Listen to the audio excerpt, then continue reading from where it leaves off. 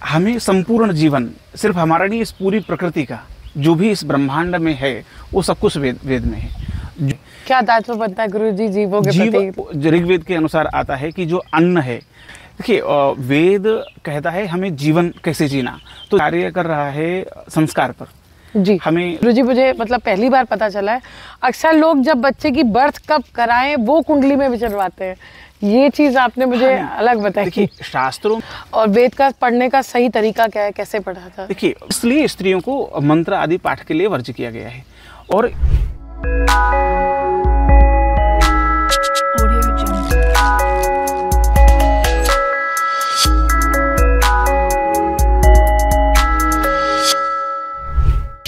आज हम लोग हैं कपिलेश्वर गुरुकुल में।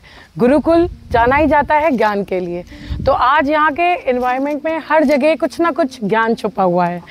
तो गुरुजी अभी मुझे लेकर आए हैं गौशाला में। जैसे कि हम लोग कहते हैं गौ हमारी माता है, और काफ़ी लोग हम लोग को ट्रोल भी करते हैं इंस्टाग्राम पे कि गौ इनकी माता है, बैल इनके पिता हैं। तो अब गुरुजी से हम जानते हैं गाय का महत्व। गौ को विश्व की माता कही, गावो विश्व से माता रहा, ऐसा वाक्य आता है।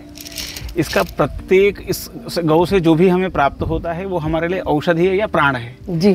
चाहे गौ का दूध हो, चाहे दही हो या घी हो, गोमूत्र हो, गोबर हो, वो प्रत्येक चीज़ हमारे लिए जीवनदायिनी है। गाय का दूध का जो गुण है, जो माता के दूध में गुण आता है, वही गुण देशी गौवंश में है।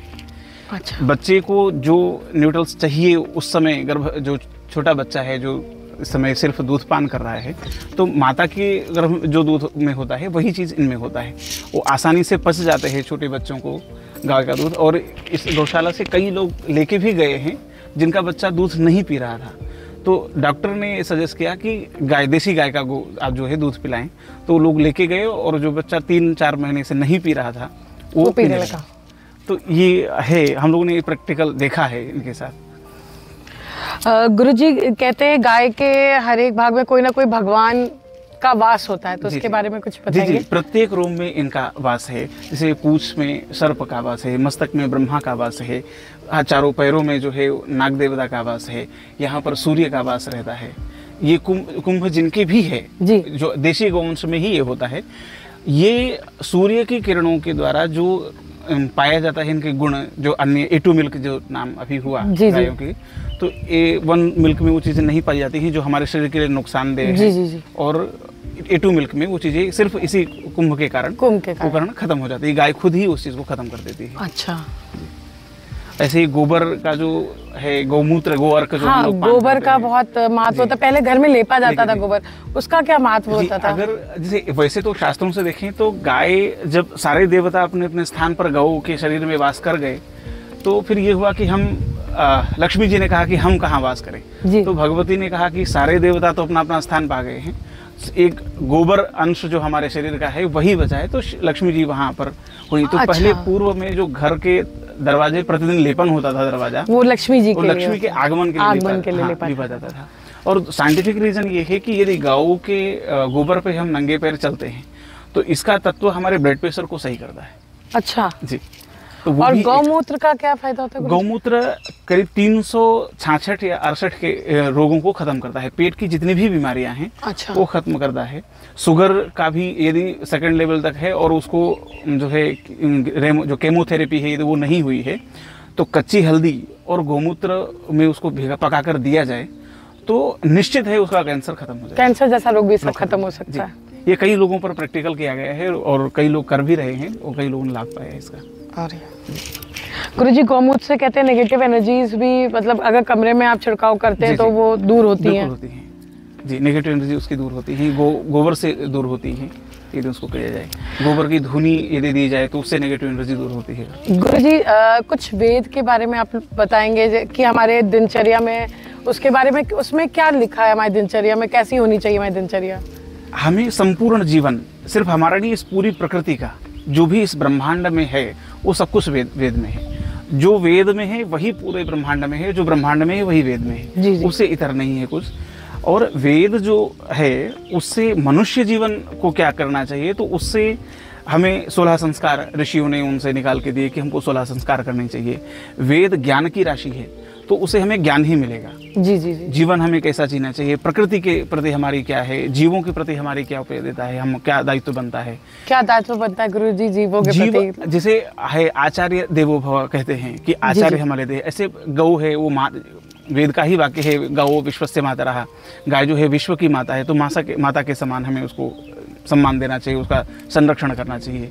ऐसे ही प्रत्येक जीव को ऋग्वेद के अनुसार आता है कि जो अन्न है, हम खेत में अन्न उत्पन्न किए उसका भाग बंटता है।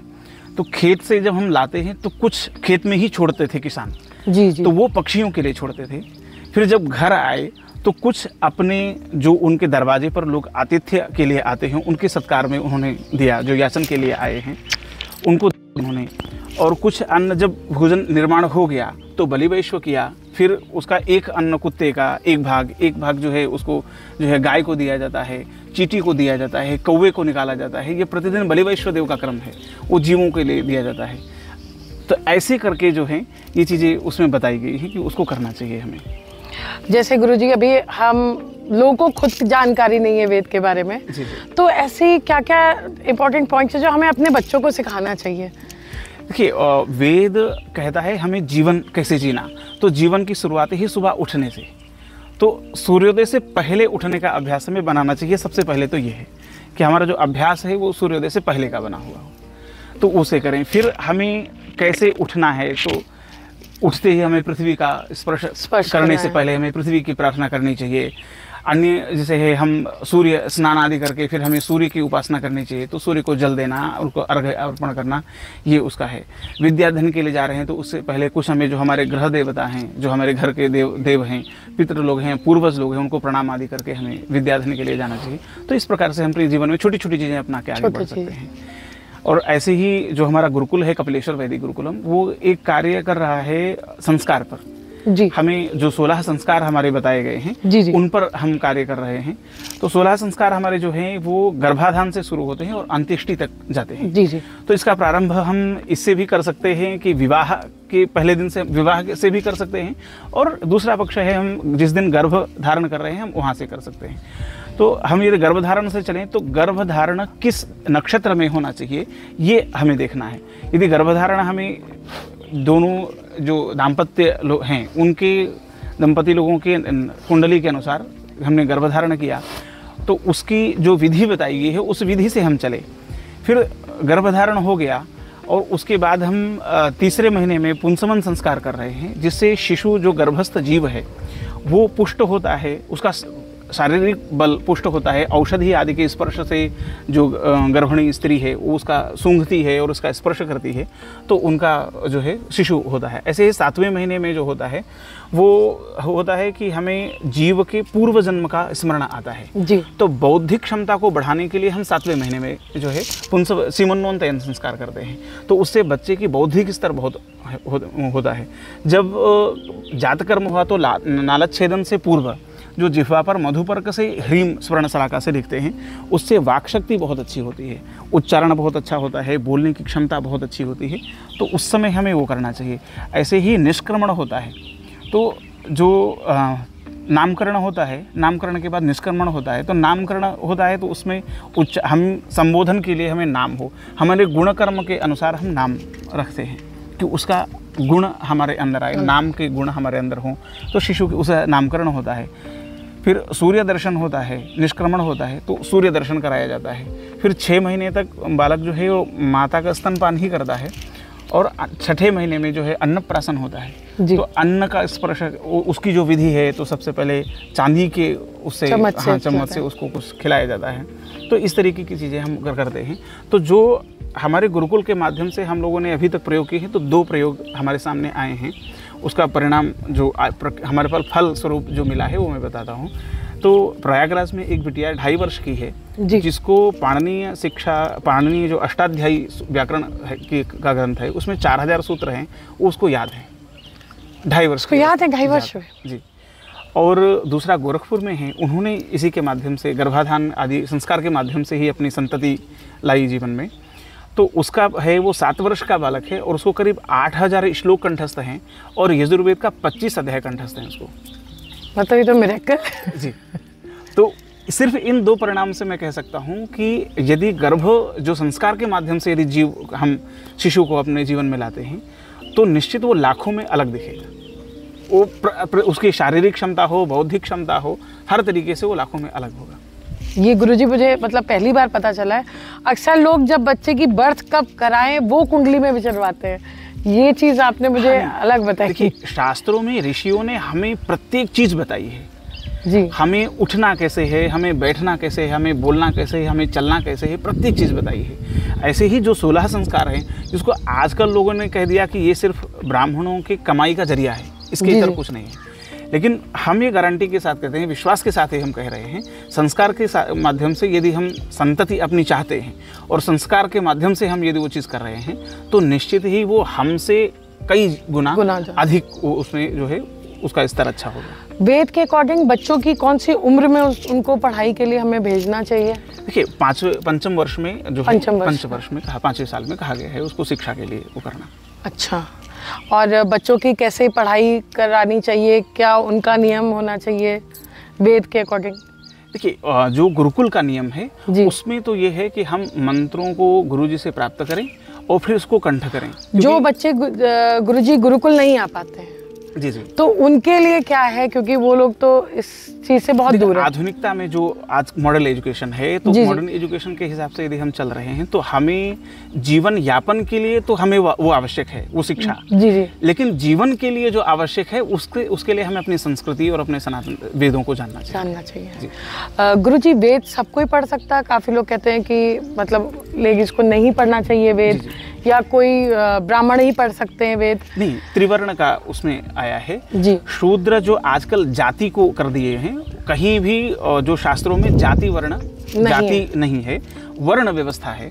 वर्ण व्यवस्था के अनुरूप जो ब्राह्मण को यज्ञ करने का अधिकार है, क्षत्रिय को यज्ञ में आहुति डालने का अधिकार है, वैश्य को आहुति है, तो वैसे ही जो काष्ठकार है, जो कुंभकार है, उसको यज्ञ मंडप में किस स्थान पर बैठना चाहिए, यज्ञ मंडप के बाहर नहीं, यज्ञ मंडप के अंदर कहाँ पर बैठना चाहिए, वो ग्रंथों में, शास्त्रों में बताया गया है। श्रौत सूत्र आदि में ये वर्णन है कि धोबी किस स्थान पर बैठेगा, जो बढ़ाई है वो किस स्थान पर बैठेगा, जो कुंभकार है वो किस स्थान पर बैठेगा, वो प्रत्येक व्यक्ति का बैठने का स्थान बताया गया है। तो कहीं भी शास्त्रों में ये नहीं है कि आप मंदिर में प्रवेश नहीं कर सकते या यज्ञशाला में प्रवेश नहीं करते, या शास्त्र में नहीं है। ये बाद में प्रचलन में लोगों ने अपने भ्रांतियां कर दी हैं, बस उसके। और वेद का पढ़ने का सही तरीका क्या है, कैसे पढ़ा जाता है? देखिए, वेद उपनयन के बाद पढ़ा जाता है, यज्ञोपवीत के बाद पढ़ा जाता है। अच्छा। तो जब यज्ञोपवीत संस्कार होता है, उपनयन संस्कार होता है, उसके बाद द्विज संज्ञा हो जाती है और ब्रह्मचर्य आश्रम में वो प्रवेश करता है। तो गुरुजी, ये मतलब लड़कियों में तो होता नहीं है ये चीजें, करा नहीं जाता, तो क्या वो वेद नहीं पढ़ सकते? नहीं, उसका कारण है, वेद का उच्चारण नाभि से होता है।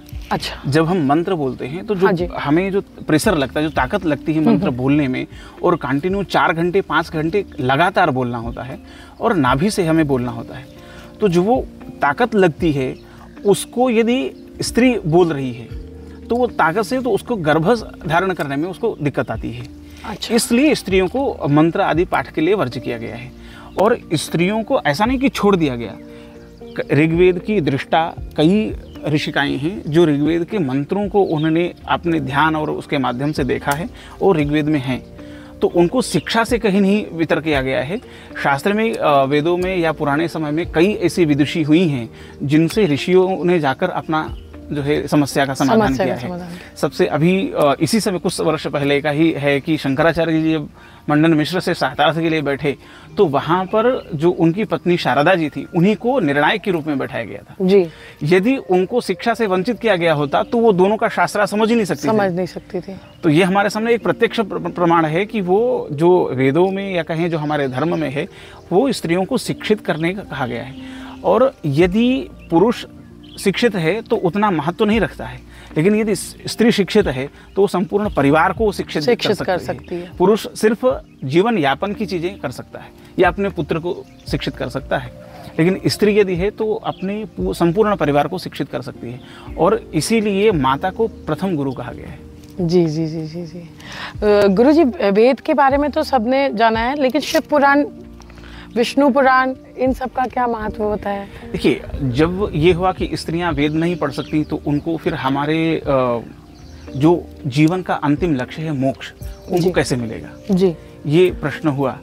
तो उनको मोक्ष और उनको चीज़ें मिलें, इसलिए जो स्तोत्र और श्रुति, जो स्मृतियाँ बनाई गई और जो पुराण आदि हैं, वो उनके ही जीवन, ईश्वर की लीलाओं का वर्णन हर एक उसमें है। शिव पुराण में शिव जी के द्वारा जो सृष्टि कल्पांतर के हिसाब से हुई है उसका पूरा वर्णन है। विष्णु पुराण में विष्णु जी के द्वारा जो सृष्टि पूरी हुई है उसमें उनका वर्णन है।